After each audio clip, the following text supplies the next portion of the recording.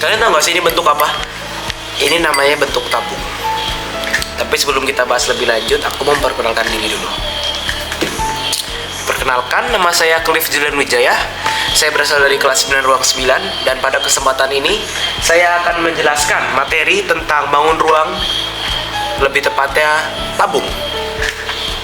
Saya melakukan tugas ini karena ini adalah tugas ujian akhir saya matematika dengan guru Memasra. Langsung saja kita mulai. Tabung memiliki 3 sisi sebagai tutup, ada alas, dan terakhir ada sisi selimut. Hal-hal yang perlu kita ketahui tentang tabung, yang perlu kita catat oleh tentang tabung adalah: 1. Tinggi dari tabung. Tinggi dari tabung ini adalah dari tinggi paling titik terujung paling bawah dan sampai dengan titik teratas. Begini. Kedua, jari-jari tabung. Jari-jari itu adalah dari titik tengah tabung sampai dengan ke pinggiran dari lingkaran. Begini berarti. Terakhir, ada diameter. Diameter itu adalah 2 kali jari-jari. Artinya apa? Diameter itu adalah sisi dari ujung lingkaran ke lingkaran seberangnya. Seperti ini. Langsung saja, itu adalah hal-hal yang perlu kita perhatikan tentang tabung. Ada pula rumus dasar dari tabung. Isi dari keseluruhan dari bangunan tabung tersebut. Tabung memiliki 3 sisi, yaitu lingkaran sebagai tutup dan alas, dan juga satu sisi lengkung yang bernama selimut. Rumus dari volume tabung adalah pi R kuadrat kali tinggi. Pi di sini bisa menggunakan 22/7 atau 3,14, tergantung dari jari-jari yang digunakan. Bisa kita lihat contoh soal di atas kertas ini. Sebuah tabung memiliki jari-jari 7 cm dengan tinggi tabung 10 cm.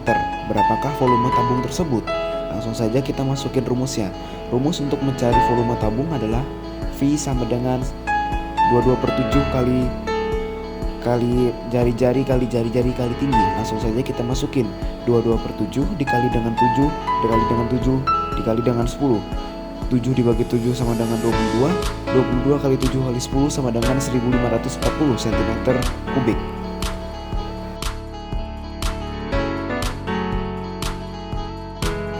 Kapankah kira-kira penggunaan implementasi rumus volume ini terpakai di kehidupan sehari-hari? Anggaplah kamu membeli sebuah minuman dengan gelas berbentuk tabung. Kamu ingin tahu berapakah volume minuman yang bisa dimasukin ke dalam gelas tersebut. Kamu hitung sajakah berapakah tinggi dari gelas tersebut dan jari-jari dari gelas tersebut. Anggaplah sebuah gelas memiliki jari-jari 5 cm dan tinggi 10 cm. Tinggal dikalikan ke rumus agar bisa menemukan jumlah volume dari gelas tersebut. Itu adalah kegunaan implementasinya di kehidupan sehari-hari. Jadi, kesimpulan dari materi volume tabung dan implementasinya di kehidupan sehari-hari adalah: tabung adalah bangunan ruang sisi lengkung yang dibatasi oleh 2 buah lingkaran identik, alas dan tutup, serta sebuah selimut yang berbentuk persegi panjang jika dibentangkan. Untuk menentukan kapasitas atau isi dari sebuah tabung, kita menggunakan konsep volume. Volume memiliki rumus menghitung, yaitu volume sama dengan pi R kuadrat dikali tinggi. Keterangan volume di sini sebagai tabung, Pi di sini bisa menggunakan 22/7 atau 3,14 untuk angka lainnya.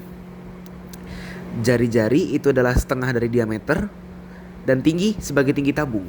Implementasi tabung dalam kehidupan sehari-hari itu sangat banyak. Salah satunya adalah manajemen air. Di rumah kita sering banyak menggunakan tandon air berbentuk tabung. Menghitung volume tabung dapat membantu kita menentukan berapa kapasitas air maksimal yang bisa ditampung, sehingga kita bisa mengukur kebutuhan air harian. Ada juga industri makanan dan minuman.